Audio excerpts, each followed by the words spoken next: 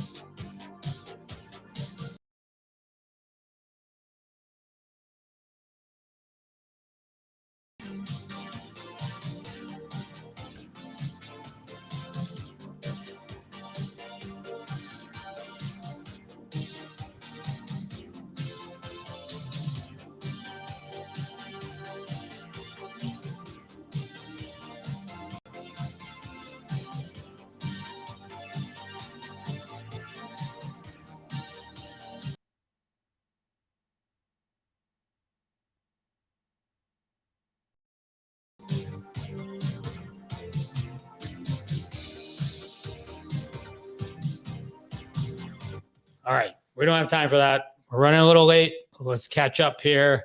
Ken, what's up, my friend? How are you? Good. How about yourself? It's been a long week already. What day is it? It's only Wednesday. Well, I thought it was Friday at one point. I was Wednesday. like, oh, Jesus. Yeah. Right. All right. Well, I hope everyone out there in the space can hear us. Welcome back, everybody, to the Created Economy.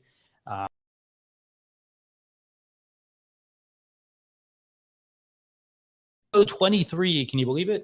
Woohoo! I think we're almost our 100 subscriber mark. I got a notification today. Yes. Did you know we have a YouTube channel? We do. You can follow us. We're Created Economy everywhere, on Twitter, on YouTube, on Twitch, and on Facebook.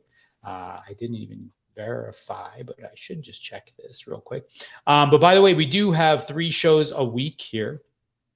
So feel free to pop by whenever for whatever kind of content is best for you. So on Tuesdays, we have our office hours at 10 a.m. Pacific. Today, we have our show, The Created Economy, which is our interview series with builders and creators on Wednesdays at 2 p.m. Pacific. And of course, on Friday mornings at 8 a.m. Pacific, we have Creative Briefs, which is our weekly news roundup of everything happening in the creator economy. Wait, are we streaming? I don't see us on YouTube. On YouTube? Do you see us? You should say I'm live, but I don't see that. We're all live in our minds. Isn't that what counts? I don't see us. Okay, well, that. All right. Are we live on Facebook? We're live in other places. That's fine. We can just. I think we can just download the. Where it counts the most is not working. All right. We do have our AMA drop, by the way. Head over to bit.ly/AMA-drop-10 if you want to grab some. I think we're almost out of this week's drop, though. So I do think you need to have 2 AMA to be able to claim this week's AMA. I keep raising it every week. We also do have a Slack, so if you want to join our community and contribute in any way, by all means, feel free to join us in the Slack. It's a great place with other builders and creators and some investors even, so a chance to chat and to get going there. So let's get right into it. Today we have our friend John Allen from Lava Social Audio joining us, and we're going to be talking and interviewing and learning more about what's going on with Lava. So, John, how are you?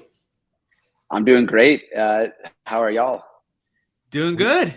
We are, aside from technical difficulties, we are doing well. Yeah, I didn't want to bring that up, early on, but. Well, I mean, it's a good conversation to talk about, audio issues, audio in the creator economy, right? I mean, we're all learning how to build this out, so we can learn together. Yeah, exactly. Some people glamorize this building in public bullshit, but I will tell you, there's literally nothing good about it whatsoever. It's dangerous, right? If something happens, everyone knows. Especially when agile. Yeah. So John, right. How are you doing? Give us a little bit about you and just say, introduce yourself, say hello, and tell us where to find you online real quick. Okay. Yeah. So my name is John Allen. I'm currently the co-founder and CEO of Lava, which is a social audio app that enables you to go and create recorded audio like a podcast, but in a much easier fashion. And yeah, do you want the whole background? Do you want everything on me? How deep are we trying to go? Comfortable sharing with us. Cool.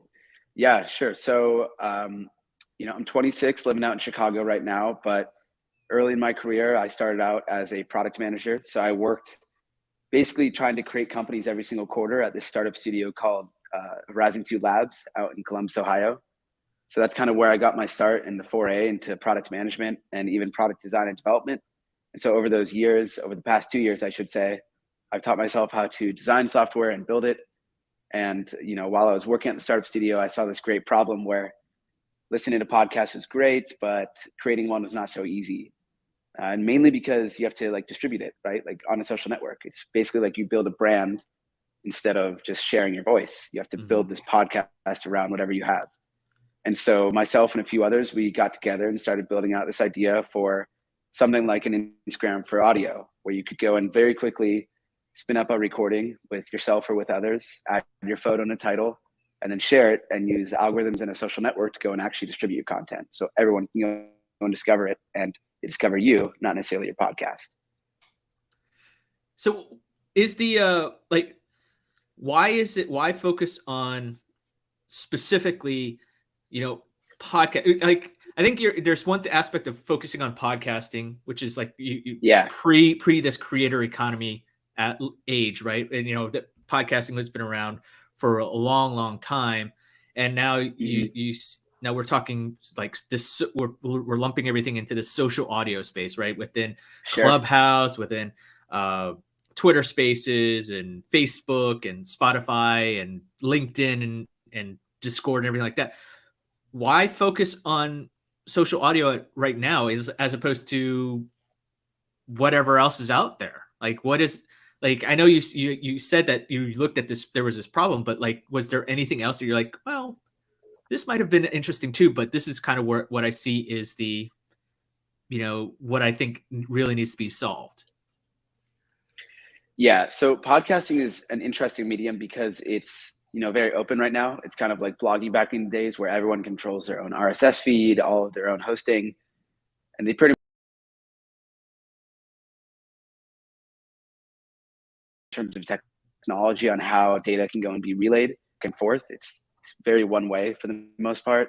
And so when you started looking into this, it really all started because I was like, oh wow, podcast consumptions like all the apps are the same. It's not that great. It's not that social. You're just basically a listener by yourself consuming the audio. And so I wanted to really explore that. And when I started to explore it and realize these problems with the RSS feed, it just kind of got to me that it was like, oh, podcasting itself just isn't something that's going to evolve very quickly, just because it's just so stuck in the ways that it is. Nothing's wrong with it, of course, because it's open. And so anyone can go do it. But I think when it comes to the advent of social audio per se, it's kind of like taking the second step forward in terms of like actually evolving the way that audio can be created and shared and discovered, right? When you go and look at something like photography back in the day before Instagram was around, it kind of operated the same way that podcasts do right now. You have to, buy your own equipment, build your own website, do all your distribution. And then Instagram came along and made social photography per se. Maybe we don't say that very often, but that is what it is. And it made it so that anyone can be a photographer. And it took this niche thing of photography and made it worldwide and global because there was social incentives to go and share what you were creating. And now all of a sudden, we have a 1 billion person app that is global and pretty frequently used. That's an important distinction, right? Because social audio and podcasting, I would argue, are probably not one and the same, right? Like, what's in your mind, the attributes of each versus each other? Well, I think right now it's getting branded as live audio, which it's kind of unfortunate. Like, it's unfortunate because it's really, if you just like actually break down at first principles what social audio is, it's just taking audio and making it social. Like, that's all it is. Like, just adding the way that people can interact. Like a podcast is social audio. So it's really hard to go and say like, what is social audio per se, other than the fact that maybe what makes a podcast social audio, I guess, is my question then, right? Because like, if we say social audio, if we say like Clubhouse, for example, or Lava is social audio, we say podcast is social audio, but Clubhouse felt very different, right, than podcast did, right? And so I guess I'm trying to unpack, you know, a little bit of what Ken was asking, but just more like, where is that distinction, right? Because social also means a lot of things, too, right? Yeah. Well, I mean, this is a good debate to have right now. I mean, I've thought about it a lot too, and it's kind of a tricky thing. It's hard to really pinpoint. I would say like the content and the format that you get on something with live audio, where you have potentially hundreds of people in a room, is a lot different than a podcast with 2 to 3 people, right? As a consumer, at least, the way that you're like listening to people speak.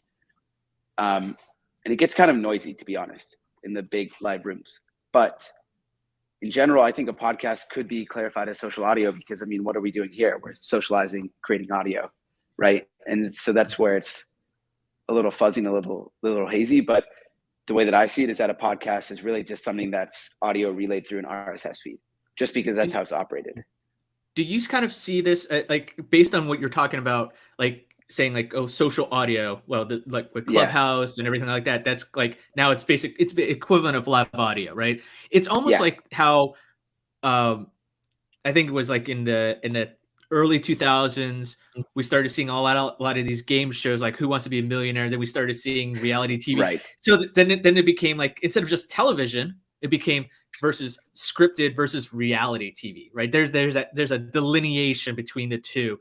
And I think you're right, John. It's like that you see the difference between the two is like they're all social, right? It's all a matter of what type of interactions happen, whether it's there like at the moment or afterwards, right? Or, you know, and that kind of determines whether, you know, that's social audio. But then it's like what happens, how it's doing like live in front of a studio audience. That's live audio. This is live audio. That's live, although right? It's just live media in general, right? But you know, you go on to Clubhouse, you go on to Lava, you go on to Spotify, you go on to, you know, Twitter Spaces where we're on now. That's live audio. But if we recorded this and then we uploaded this like a week later or a day later, then it becomes scripted. It becomes just I guess then you delineate it as a podcast. Well, I like that distinction, Ken, because I think a podcast, to your point, John, is like a format, right? Like, or it's almost like an artifact, right? Like it's the file itself being delivered via a specific mechanism, right? Like separate from, like, that's like saying like a Photoshop file and a podcast are the same thing, but the stuff that goes into creating the art in there has many, many ways of sort of bringing itself to life, right? And you know, the classic model has been like a more of a studio experience, right? Or maybe an interview experience, but not necessarily a shared experience, right? Like, which is actually what I think is really great about what you guys are doing. So yeah, that to me, that's where it sort of falls out. Like, I feel like we've gone from this generation of file-based, and I, by the way, so Zealous building a live stream platform, we think about this kind of thing a lot too, right? Right. I've often made the distinction that we've transitioned, not necessarily transitioned, but we've evolved to include not purely asynchronous sort of consumption, but synchronous consumption, right? And that distinction is important, I think, for mainly one reason, which is that in a asynchronous world, which is what we were used to, you consumed it on your own, you consumed it at your leisure, and you consumed it on a multitude of devices, right? Versus the synchronous part, adding back in the human and humanity back into this process, right? Like where we weren't consumers anymore, we're participants. Like it becomes part of an experience as opposed to just purely content, right? And I feel like, you know, when I used the app in the past, that you were sort of like bridging that gap, right? Like between those two sort of realms. Yeah, I think we're like this weird happy medium, because like what the whole focus is like, can you go and create recorded audio with anyone, right? So it's kind of taking like the, you know, create a room, you can have as big as you want, or what we've really often seen is 2 to 3 people. So more of like the traditional podcast format. But after the fact, there's a lot of social interactions that can happen. So you can go and comment on a post, you can go and like it, you can go and share it across the internet. You can go and listen to the clips, the 30-second clips. You can go and message the creators. You can go and send the clips to your friends in the messages within the app. So we almost see it like social audio is not just solely focused on being in the moment, being right there and live, because that can be tough for everyone based on your time and schedule. But we also see it as like, can you just take audio as a format, no matter how it is, if it's live or recorded, but make it more of a social experience, right? And I think that's what a lot of consumers have wanted out of podcasting for a while. Yeah, no, you're right. And so, John, I wanted to kind of dive a little deeper into what you're doing and kind of your view of like the landscape, right? Because it's like, I think coming into this, the fact that your company name has social audio kind of harkens back to the Clubhouse side of things, right? And it's obviously that's not the way to go, but like, where do you see the audio space, like just the audio space, podcasting space going now? Like, do you see like there's this kind of like a renaissance? Because right now, I think from a podcasting standpoint, there are 3 big players, right? Or if you count iHeartRadio, technically 4. Although iHeartRadio is kind of a hard, like you can't really upload your podcast to iHeartRadio. It's kind of like still a walled garden. I think creators may have it a lot easier to go through Spotify via Anchor if they want to go through that way, or they can go through Apple Podcast or Google, right? Those are essentially the 3 big ones. But where do you kind of see Lava fitting into this, and what are some downfalls or disadvantages for creators that go through the big 3? Hard, like you can't really upload your podcast to iHeartRadio. It's kind of like still a walled garden. I think creators may have it a lot easier to go through Spotify. That was weird. Yeah, we. Wait, what just happened? I have no idea. I think the voices in my head just caught up with me and decided to repeat myself. Oh, wait. I opened a different tab. I think the audio from there was coming through. Greg, stop doing that. You're making me paranoid. Ken's YouTube video is working, by the way. So, yeah. Sorry about that. No worries. But yeah, I need so to repeat myself.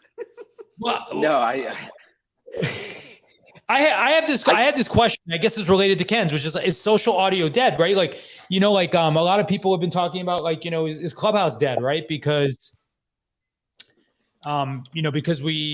because people could go back outside or something, right?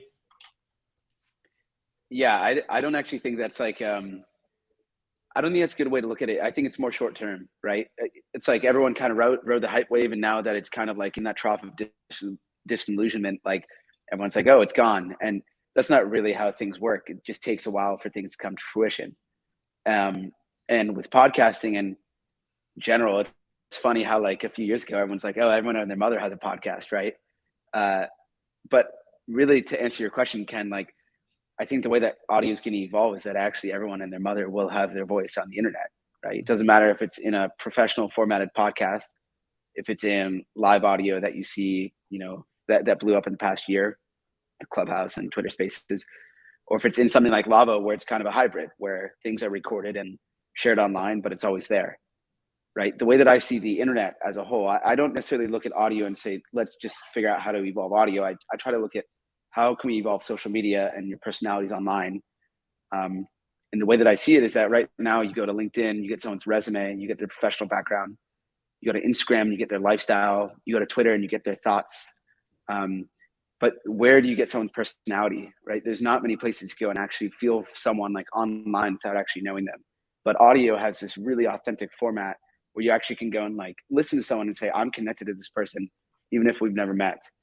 And so oftentimes when I look at like how audio is going to evolve, I try to look at the social media landscape and the social internet landscape as a whole and say, I think audio is going to evolve to the point where one day you go on some sort of website, hopefully that's Lava, or, it could be something else. And you say, I'm going to go listen to this person to figure out who they are. And that's how I think audio is going to evolve. So how do you, a lot of these services, these audio platforms, they they launch, they have some fanfare, they bring on known creators, they have exclusives, but then all the features kind of all blend together, right? I mean, you look at Instagram, for example, right? Instagram, Hipstamatic, all these other, like, there's all these photography type of services that are out there, and they all essentially look the same. They had similar filters. They allowed you to integrate. They allowed you to post it to all these other social networks, and it's almost the same thing. Well, every industry has this. This is not unique to, to one particular thing.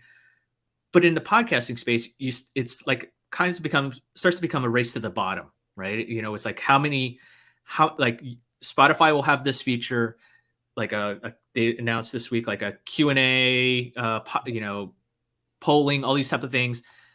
Lord knows Apple may come out with something like that. Google may come out with something like that. At which point how do you appeal to creators then, or to creators and to users and to listeners to say, hey, this is a service that you're actually going to have this great experience, this magical experience with, as opposed to saying, oh, well, now we have stickers. Yay. You're just basically copying this. And it's basically like an Apple, Samsung, Google type of scenario where with a new phone, an iPhone copies the Samsung Galaxy. Samsung Galaxy is copying the iPhone. Like, how do you avoid this tit for tat type of situation in podcasting platforms so that there's actual real innovation and that people are proud of? That's an interesting question. I mean, I will start out and say that, like, I don't think copying is necessarily a bad thing, right? Like what you were saying with, like, now Apple comes out with this after a Samsung phone.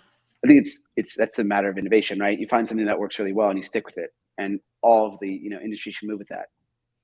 And so in terms of audio, if the things that we're seeing with tipping and polls and whatnot, I think those are great ideas. So I'll start off with that. But in general, this whole race to the bottom thing, you have to really start and say, well, like, what do people really want?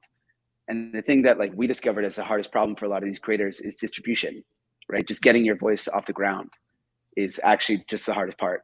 So that's why we think, like, if you build really smart algorithms and a really good way to go and distribute that, then you can not only get someone who has 0 fan base on another social network and give them 1 million listeners, right? But you can just put new people on around the world. And I don't think that a lot of the current podcasting apps are necessarily focused on that, because they're really focused on keeping your attention as long as possible, which oftentimes just leads to going to the highest quality creators that are most well known, right? Because they're trying to attract masses through their quality driven platforms. And that's kind of the difference between, like, a social network and something more professional, right? That's why you get Netflix over YouTube. They're different things, right? They offer creators different mediums, but someone who's professional is not going to go and use YouTube to go and put their videos online. They're going to go and try to make a deal with Netflix. That's kind of how I see the Spotify and Apple and most of the podcast apps, that they're really focused on, like, getting these exclusive content, this really high quality content, which is great, but it just doesn't really help anyone.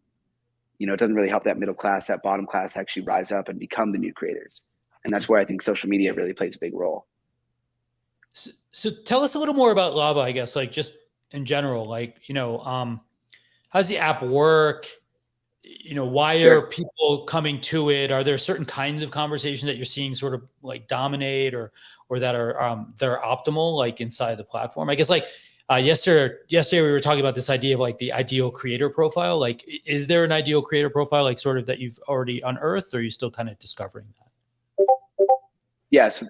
So the way that Lava works is that you go on the app and essentially you come straight into this feed that we use algorithms to go and recommend content. And this feed is very visual. So it's usually a 1 card per screen, right? You're only going to see 1 card, and that is an image, a title, and like comments and likes, and that's considered a post. And you can scroll down this feed and get recommendations based on your interests. So the more that you listen to business related audio, the more that you're going to get business related recommendations. But when you're ready, or if you want to, you can go into the middle button, the studio of the app, call up all your friends, no matter how much you want. Like, it could be just yourself or 100 people, and go and record your whole conversation. You add a photo and a title, and then you share that, and it gets posted to the feed to the right listeners, and then also your profile to go and get discovered and be followed. And of course, you have, like, the basic things of, like, search and explore, where we highlight a lot of new creators that are coming onto the platforms and help you discover people. but then also messaging, so you can go and connect with anyone on the network itself. So it's very, very much social media, right? That's why we're kind of rolling with this whole social audio thing, is that it is very much taking audio and just turning it into a social format, rather than taking podcasts and just overlaying comments, or rather than taking live audio and making it so that you can just go and connect with 1,000 people at a time. It's very much like build your personal brand, have that lasting on the internet, and connect with anyone else through this format of audio. So is that, are you, like, when you think about like who you pull customers from or users from, is it pulling more people from the podcasting world out, or is it recruiting people like from the live audio world in? Well, I think it's a little bit of both. So what we've seen is that like podcasters are really enthused by this because they now actually get to connect with their audiences. That's something that like just you really can't even do on any other format or any other like app, is that just something as simple as like comment on something, right? It seems so archaic, but that's just not really a thing that happens, again, because that RSS problem. Data can't be relayed very well. And since we kind of took away the RSS format and said, we'll do all the hosting on our end, now we can actually go and relay that someone commented on your post and whatnot. So the podcasters really like it because it's social, but then you have a lot of people in live audio coming over because they have this issue where you go and create something magical and then it's just gone as soon as it's done. And that was why I never really got into Clubhouse or Twitter Spaces, just because I felt like everyone's putting so much effort into creating content per se, like connecting with a bunch of people, which is a fun experience. But at the end of the day, it takes a lot of time. So it is considered work for some people. And it's just gone as soon as the session ends. So there's just no way to keep it. And that's why we built Lava from the very beginning to focus on recorded content, because we think that is really what makes the internet special, is that everything is on your time. As a consumer, as a creator, it's just based on what you want. And that's why recorded asynchronous content tends to work better. Do you still syndicate my Lava content back out through RSS though for me, or not for now? Okay. Because I will say, pretty much you pull it in.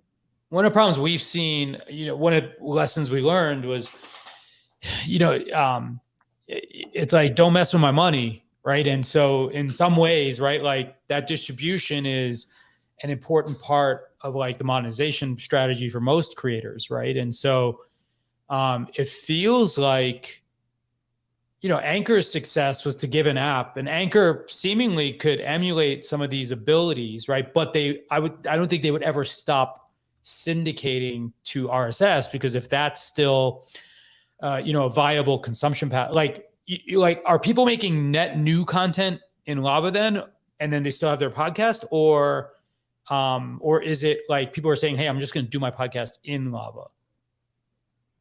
Well, an interesting thing is that Anchor actually did stop syndicating RSS just 2 months ago. Really? They announced that, and because now they're owned by Spotify, they want everyone to just go straight to Spotify. Inside of Spotify. Yeah, and apparently you can still get your RSS. I don't use Anchor, so I don't exactly know how it would work, but you can still get the RSS. You just have to like email their team, which is really strange. I was shocked to hear that. Well, I think it was that's what happens. Yeah, I think it was like, because I think I at times was looking for feeds for Anchor, and it was really hard to kind of pull that out I think in the early days of the acquisition, right? Right. With Spotify. So I think in general it was kind of hard to really get some sort of syndication from. Wasn't that the whole value prop of Anchor though? Like that you could send your thing to everywhere, like Apple and all those places. Like, I mean, not the whole value prop, but I thought it was a significant part of the value prop. I mean, that was when they were a startup. But now you look at it and they're owned by, a $48 billion company that is very focused on getting a lot of content on their platform. Well, that's so nasty. John, can you walk me through I how don't you look came at up it in a bad way. John, can you walk me through the naming? Yeah. Like, how did you come up with Lava? How did you come up with Ken? Well, when my parents made me, they decided, what kind of question is that? Like, That's really? Exactly. Wait, no, please. It's a good. Wow. Not a good question, but it's a fair question. No. Wow. Before you totally just cut me off there, Greg. Start using the mute button on you again? So John, are you like, we should move this to Lava and just, get rid of Greg, because we don't need exactly this comedy over here. You are welcome. Yeah, the name came from I'm like a weird picky designer, so I was always trying to be like unique with everything that I do. And when I looked at the industry, I was like, everyone's just doing pod this, pod that, or it just seemed like very standard. So I was like, I want to do something really different. And I went through a bunch of different names, but I always wanted something simple and real. And eventually it just came to me where Lava has this changing state, just like the changing state of ideas on the internet, where it comes out, just ideas tend to flow out of you, especially when you have some sort of social network to just easily share them. And if they're good ideas, they solidify across the internet and stay there permanently, whether they're memes or really, smart scientific insights. The changing state of Lava, just let your ideas flow. And if they're good, they'll solidify everywhere. That's how we came up with the name. So what, in terms of the, like within Lava, like, it seems like what you're doing is you're taking the best, as you're talking about earlier, you're taking the best of both worlds in terms of the audio space, right? On one hand, on the traditional podcasting, social is like an afterthought. It's an add-on to the work, right? It's like, I can take my audio file, go through post-production, upload it, then I have to distribute it, and therefore I have to then open it up to social, right? It's just additional steps. This kind of makes it easier to do, but also so it's like social's weaved into the fabric of what you're doing within Lava's DNA, right? But then exactly. on the live side, one thing that caught my attention was the fact that you're saying, like, yes, you put onto Twitter Spaces, you put onto Clubhouse, it's ephemeral, right? It's like, after this, once the show ends, like, there's no way for me to say, hey, go back and view this, or check it out on my SoundCloud. Or even if I have to do that, I have to MacGyver that in some way, shape, or form, right? So yeah, I mean, that's what people are doing now. They have multiple devices, they're recording on their computers and their phones, and it's just like all hacky. Yeah. So I mean, and I remember I was reading the blog post you had on your website, and it you listed out, like, the equipment, monetization, discovery. Like, it's almost like when I asked you earlier, what kind of problem are you solving? It's like you're kind of bundling all of that together, right? You've looked at all the different problems, and you're just saying, all right, this is how we're going to solve this. Ken had a good question, I think, related to this. Just like the lessons I think you've learned, sort of, because I imagine what you're describing doing, John, is actually like what a lot of folks, not necessarily in audio, but are trying to do, right? Like, in some way or another. And have you got any advice for other builders now, and maybe for creators who are like, have you found, like, for example, a successful way to describe the value prop? Because I know we've spent forever trying to figure like the best way to communicate it. And I don't know there's ever a good answer, but I'm just curious, any lessons you have learned. Sort of, Ken had asked this question. This was a good question Ken asked. I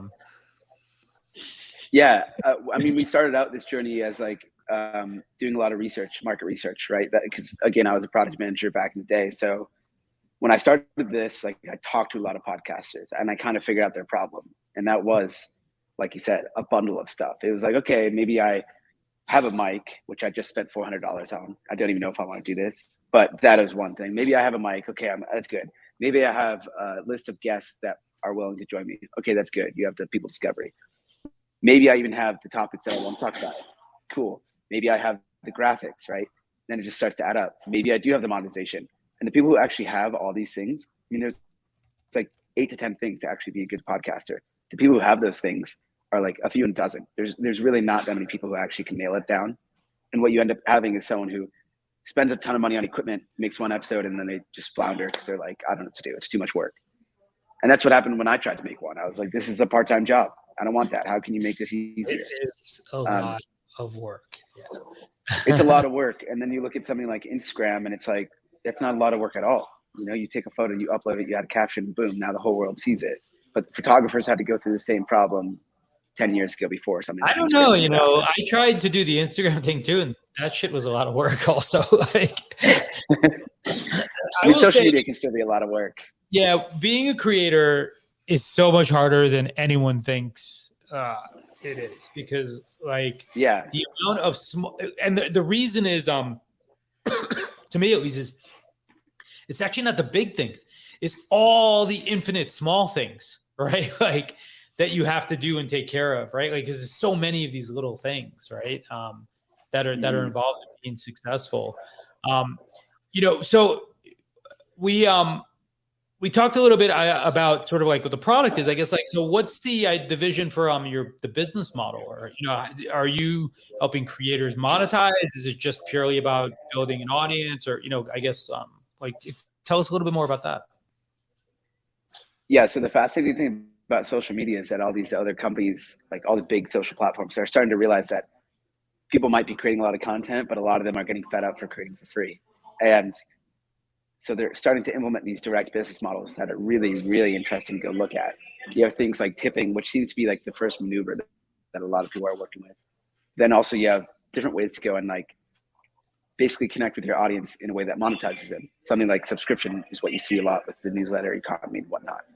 The way that we see Lava is that we can go and roll out a bunch of different models to go and reward people directly, which will then not only help people make money, but then also help us make money, but then also help incentivize people to go make more content. So for example, one of the first business models that we're going to be releasing in Q1 of 2022 is direct guest booking. So you can go to anyone's profile, that person goes and set a rate for their, per minute, basically how much they want to charge, and anyone can go and book them for their time. So you can say, I'm available next week.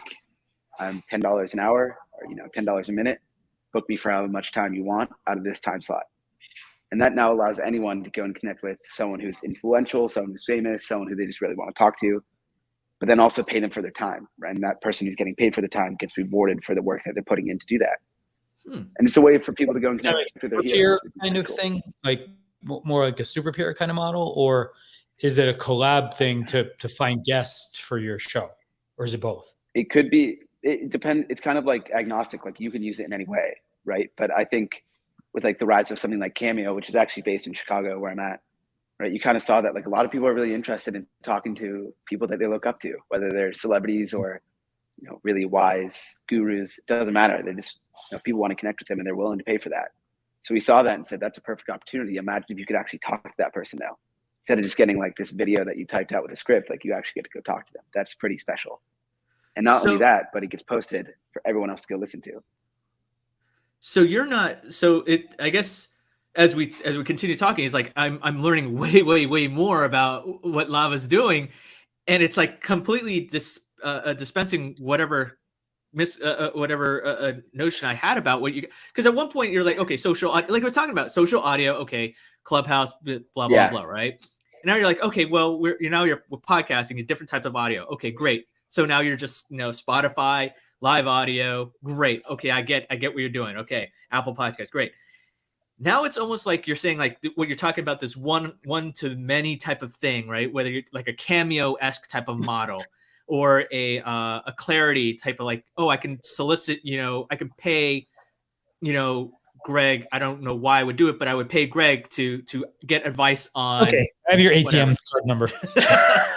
But in essence, you're not really I'm starting to see like the formation of hopefully what I am understanding what you're going to do is that you're not just like an app, you're like a platform. It's almost like, Greg, what is the platform that's at the belly of what Clubhouse is doing? Is it Agora? Agora. Yeah, Agora. It's like you're almost like Agora is specific within the audio space. Although Agora is probably also. We're on Agora right now, by the way. Yeah. So you're, because it's like Nice. You can use this like Lava is just not like a SoundCloud, right? It's now becomes a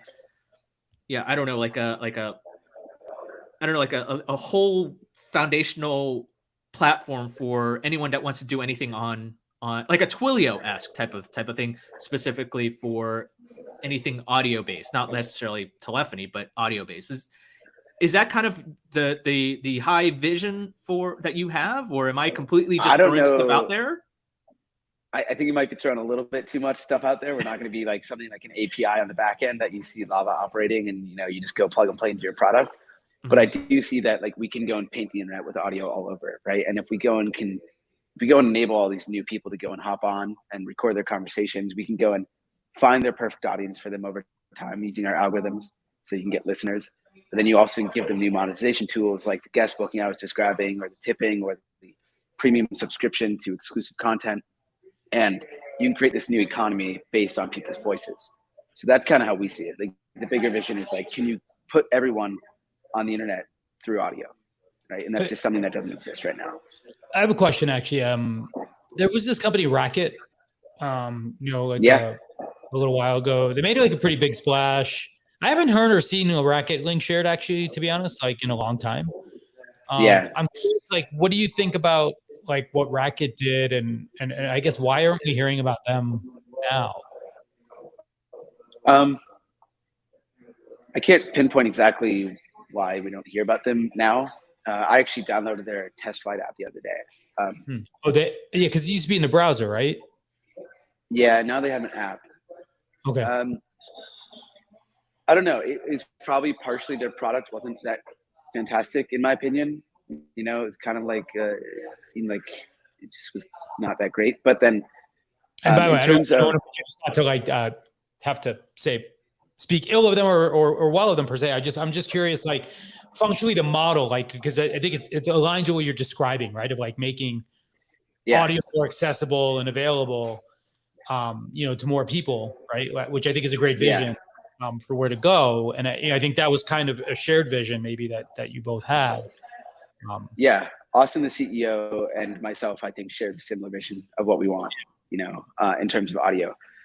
But the thing that I noticed, this was just an observation. I'm a very honest guy, so I don't really see a reason to talk down on them or up. I think it was just like a pretty weird, pretty crappy product. But then also the audience that they really appealed to was an older demographic. And that's not a bad thing, right? That's typically what you see in terms of podcasts who like listen to it and create it.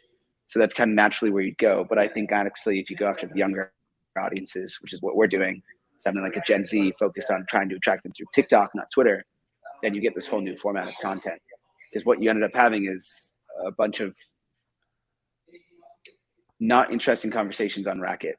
And I can't say Lava is necessarily any different right now. It's kind of partially the perils of building a social network. Twitter really sucked at the beginning. Everyone was talking about their launch. Instagram was really blurry and not that good, right? It's kind of like a social network has to learn over time. So I don't think that Racket was necessarily wrong to position themselves in that. But yeah, it just seemed like they went after the same audience that something like a Clubhouse did, where it's just like, let's get people in tech and they're all going to be 45, right? And that just doesn't necessarily appeal to a lot of the people who actually consume content. Hey, Ken's not 45. Close. You're like 50. Whatever. Shut up, Greg. No, but I'm 47. Let's be clear. So you are his audience, right? Okay. But John, are you? I never made a Racket. Let's just be clear.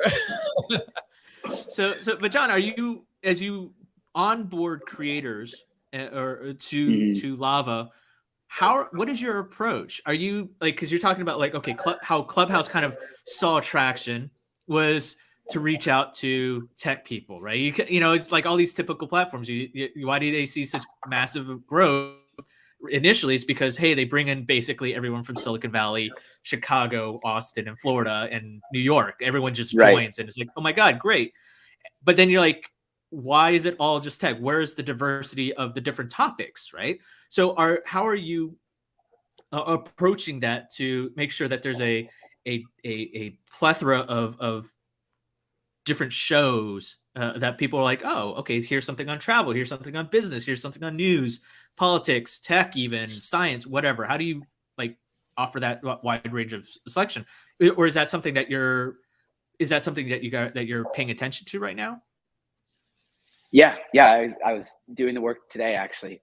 Essentially, we have all these different categories broken up into what we want. And we kind of saw this as like, let's not just start with Silicon Valley, because we don't need to, right? There's a lot of other audiences out there that would love content, people in art, people in philosophy, right? And so we have all these different categories, and I myself literally just DM people all the time, like DM on LinkedIn, DM them on Twitter, DM them on Instagram. And then also we make a lot of TikToks that are focused towards younger audiences as well, to go get the consumers in there that are interested in those topics. So a lot of times we are very intentional with who we're getting on. And I would say that's probably the difference, is that we're trying to start with younger audiences. We're trying to start with diversified topics, which I will say can be a losing strategy, because right now you're not like, we're not niching down. We're not getting someone like we are the, audio platform for crypto or something, which would work really well. Right. But then you get trapped in there if you go too deep. So I can say that it could be a losing strategy, but for now it's kind of nice because we're still very much in private beta and we're building up our portfolio. And so when people actually come and we like try to make a big splash in the coming months, then you'll like start to see like, oh, they already have all these topics. It's not just something for someone, like one person, one topic, What kind of take would over time, like, do you have an idea in terms of like what type, with all this, obviously you have to think about revenue, monetization from your end. I mean, you're helping these creators monetize their podcasts with all these different services and discovery. Have you thought about what kind of percentage you might take as results of that? Yeah, so we've been doing a lot of the pricing calculations and been trying to figure out, we're going to work with creators to go and figure this out. And like, I'll be honest, we're still building the monetization features. So it's not necessarily on our mind right now. Like, the funding that we have is supporting us. So the way that we see it is that with tipping, most people don't want you to take out of tips, right? That's not something that you want to do. It's a tip for a reason. Yeah. So with tipping, it's just free. It's like, we don't really make money off that. It's kind of like an added feature to go and get the community to be more involved. But in terms of like the actual take rate for something like a guest booking, it's going to be hovering around the industry standard of 30%. Right? YouTube, I think, takes something like 40% from their creators with the, the types of ads and whatnot. So we're very much cognizant of what the industry has and what, they typically use in terms of rates. We're just going to go by that. Cool. And then for the... let me ask a question real quick. Yeah, go ahead, Greg. Is the monetization like a draw for the creator though, I guess? Definitely. Right? Like, so I guess like, like arguably Clubhouse says they don't care about monetization either. And they rolled out some monetization features. But I think it was largely driven by like creators want these features because they're trying to kind of monetize. So I guess I'm just trying to understand how you prioritize sort of the money side of it. But I guess alternatively, you're sort of thinking that the direct engagements may be more valuable to the creator. Yeah, I mean, I think it just has a better incentive system if we think about it from an economic standpoint, right? Like, if someone's going to go and pay for your time, you're likely going to be more engaged because now you're getting paid for that. If someone tips you, you're likely going to be more, interested in going and making more content because you're going to get paid for that stuff. And so incentives wise, as a creator, you're just way more like motivated to go and keep creating good content. And as you make more money, you have more flexibility and more bandwidth to go and actually create better content. So it's kind of like this flywheel of like, as people pay more money into the ecosystem through these direct business models, we get better content. As we get better content, we get more consumers. As we get more consumers, we get more creators, and everyone starts to win, right? And the money just starts to flywheel within the economy itself. Like, if you got to go back, I'm curious because we thought about like, there's this distinction of like, do you want to be a network? Do you want to be a platform? Are you a service? Right? Sure. Like, sort of, all the buzzwords. Would you like not want to be a network? Like, is there a version of Lava, do you think, that succeeds just kind of without the social network part? Because it feels like there's something interesting happening here. Like, and maybe there's a way to monetize it for you as a company sort of sooner. Yeah, I mean, you could look at something like Spotify as not necessarily a network, right? It's very much a single player app. You don't necessarily go there to socialize. Even though they do have social features, they're very, very subtle.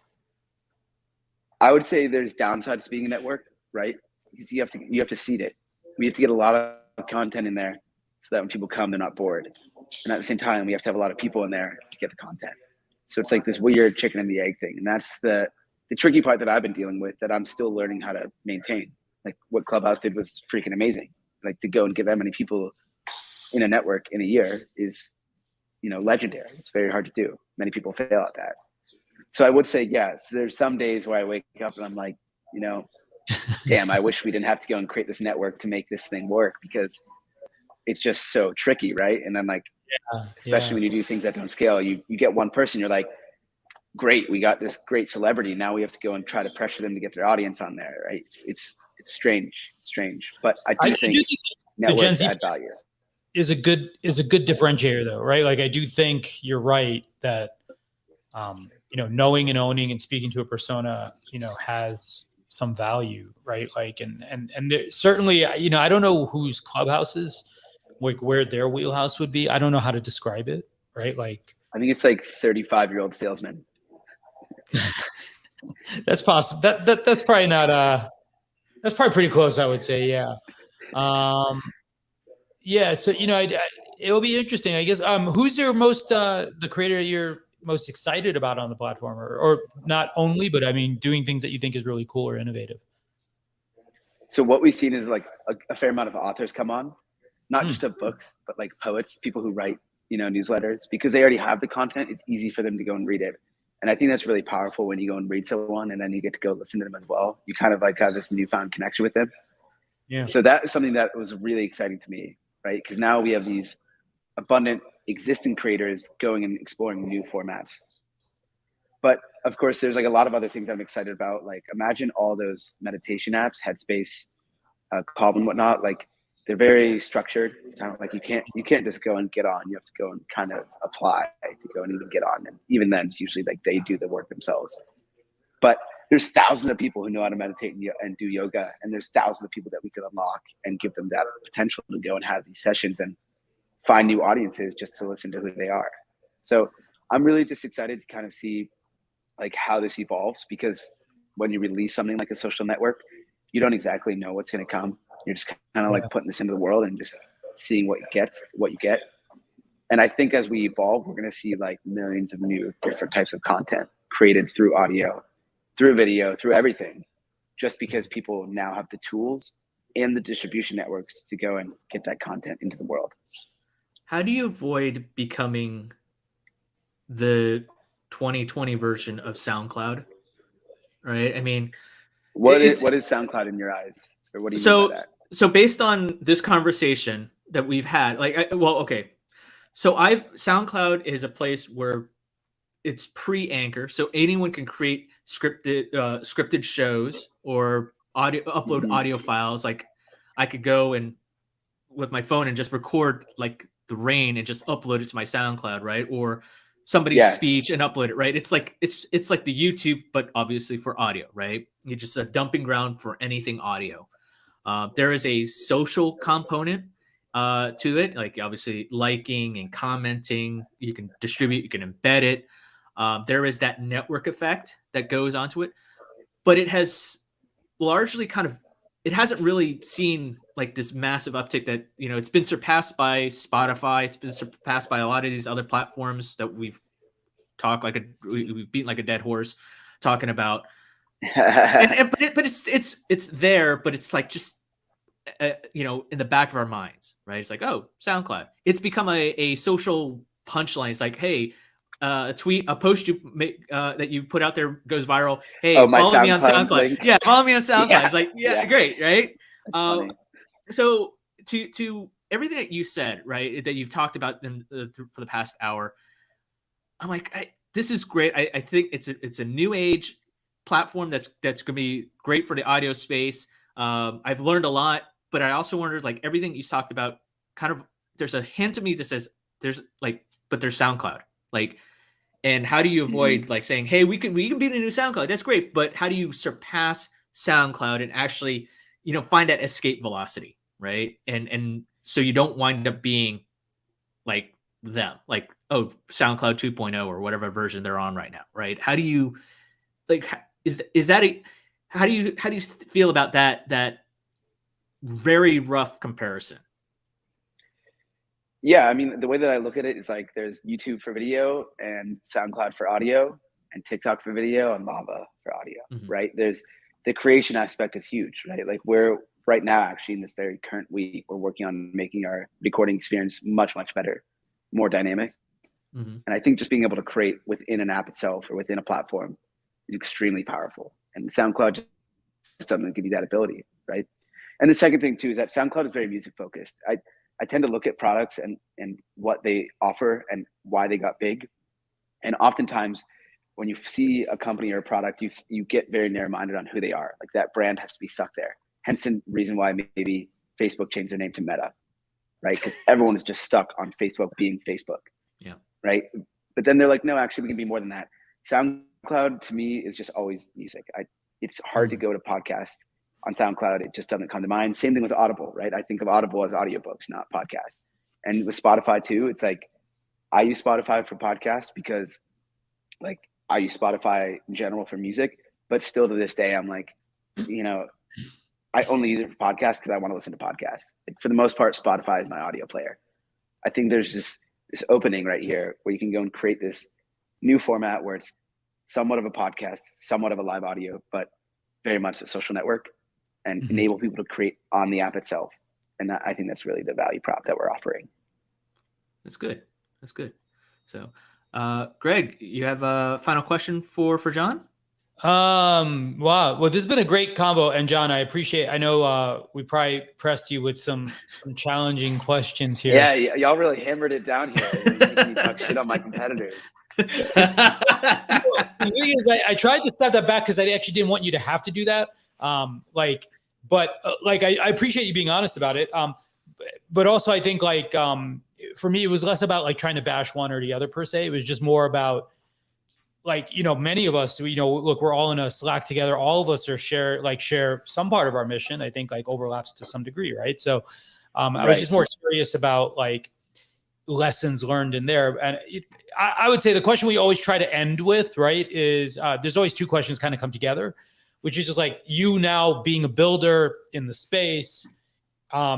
Is there advice you have for creators now that you've learned and met more of them and seen sort of some of the challenges they're facing, that you wished there was a message you could deliver to them that they would hear? And then at the same time, for other builders coming up, already on their journey, right? I find I only learn something when I actually have to tell someone the thing I learned, right? So I'm curious, True. Do you have any of those bits for a creator and for a builder that you might want to share just, for everyone? Yeah, I think just put something into the world, right? We just went through this whole conversation and I had to go and defend my idea. I had to go and maybe give my honest thoughts on the competition, but I always try to be pragmatic about it. Not oh, we're better because of this, Y, Z, X, Y, Z. No, maybe they're pretty good. Just release something into the world. This is this is the third company I've had, but the first real piece of software that I've ever built. And whether you're someone who's building an app, a website, a piece of hardware, a piece of content, whatever it is that you're making, just put it in there and just don't be nervous or scared for what people say. Don't take it to heart, right? Know that most of the time people have good intentions. They're not trying to bring you down and destroy you. They're trying to just actually ask real questions. And by getting asked those questions, you can refine your answer, have a better clarity on what you want, and actually have a better understanding of what you're doing. So yeah, just build, release it. And how about creators? Any tips you've learned now that you've seen them sort of trying to struggle their ways from that part-time, full-time life? Any advice for them? Just in by the way, that advice you just with life management works for creators, I think too. I can't give any life management tips because everyone's life is different. But I would say that one thing that seemingly is just moving on the internet is the idea of a personal brand. We've always had this per se, but because of social media, it's now much harder to go and stick out because there's a lot of noise in this world. And the algorithms are really great for going and helping you get out to the world, whether you're on Twitter, TikTok, whatever it might be. But really what you want to do is find out who you are and then just make your brand around that. A good tip that I've learned on TikTok, because I've had to make a lot, is you don't want to go and just create a bunch of different concepts. Maybe you want to at the beginning throw spaghetti at the wall and just figure out what sticks. But being authentic and being yourself and then just repeating that in different formats is probably the best way to be a creator. Don't try to fake it because people will see that. This is another point. I hope I don't piss anyone off here. I definitely will. But the whole NFT hype, right, and the crypto hype, it's been really frustrating because I don't know. I've been in crypto for 5 years. I tried to start a company on Ethereum, and I never talk about it. I don't go to public. I don't talk about it. It's just something that I just pay attention to. And then all of a sudden when people start making money on NFTs, it's like everyone's an NFT influencer. You're like, come on, like I know you weren't like that a month ago, and I can see your timeline on Twitter and know that you're not like that. So oh no, like, that's everybody. That's every new Right. thing. It's not just with crypto, and we see that quite a bit, you know. So it's nothing new. But yeah, very much what you're seeing is like, yeah. Now you're but it's like yeah. It's refreshing when you go to someone's profile online and then you're like, oh, you're just yourself. Like you didn't get caught up in a trend because it was popular for a few months. And those are like the best type of creators, are like, you're just like an authentic human. Like that's what people want, not someone just copying others because it's trendy. Yeah. Well, I will just say, I tried Lava a while back, and I enjoyed it. Like, I think the format is very interesting. We wish you success, obviously, right? In sort of moving it out there. And I think, thank you. I think once you find that sort of angle that really, just gets people to be like, I have to do it here, it's going to be great. Right. Because, I think you're right that the balancing act between the synchronous and asynchronous worlds is a really hard one to get right. Right. Yeah. And like asynchronous is still probably the optimal format for most things, right? Because people are, very busy these days, et cetera. Busy. So yeah. Super interesting to see, super interesting to hear. We will tweet out a link to where they can find the app to download. So nice. By all means, definitely connect to John. John, what's your email in case anyone wants to email you, by the way? John@joinlava.com. And they can also go to joinlava.com to see what's going on and get more information. Awesome. Well, thank you for being here with us. Shit. I think we tried to book this like 4 months ago, right? Like it's been a while. we were like, I remember because like you were working on a release and you're like, I think it'll be ready by then. And we're like, cool, let's put it out like for after like the release. But it's just the nature of the show now. Like we're booked out like in January now. So like, it's so funny because we start this not really. It's just that it's only once a week, right? So right. Started a while back, and so just stacked up, and so it's funny because I think the headwinds that I feel you're facing, and they're maybe more perceived than they are real. It's just I feel like whatever weight's hanging around Clubhouse's neck, right? It feels like rubs off on everyone else in your space in general, and that's probably unfair. In a lot of ways, right? But I think that is like, some of what like this poo-pooing on like, the social audio thing is happening is because of Clubhouse, not because the format or the process is bad. Yeah, I mean, I try to think just really long-term about what we're doing, right? I didn't create this so that I could create something really cool over the next year. I created this because I really think that in 10 years, it's like you're going to look at the internet and say, oh, I need to go and listen to someone and what they have to say, and you're going to be able to find that. Someone's going to do it. I don't know who it is, but I really hope it's going to be Lava. So that's why we're really focused, and we're not trying to go and get discouraged by negativity in the industry just because something got really hyped up, right? Like they just got really hyped up. Well, if people don't see what you're doing, they say you're probably not building something big enough, right? Right. All right. Well, John, we appreciate it. Thank you so much for being here with us, and we hope you'll pop back in the future and give us an update as well. I know we're having a holiday show kind of in December somewhere, like mid-December, and we'd like to have everybody come back and tell us how they've done and how they've improved since then. So thanks so much for being here with us. Sure. We appreciate it. Well, I appreciate this. Yeah. And we're always here to help if we can. Thanks, John. Thanks, John. Thank you. All righty, Ken. That was a good conversation. I feel like our natural sort of like inquisitiveness came out there. But I think it's because we've both been previously pretty invested in sort of audio things. So I think like we just have a more of a personal relationship. It's also the dispelling of because it's the buzzword, right? It's that social audio.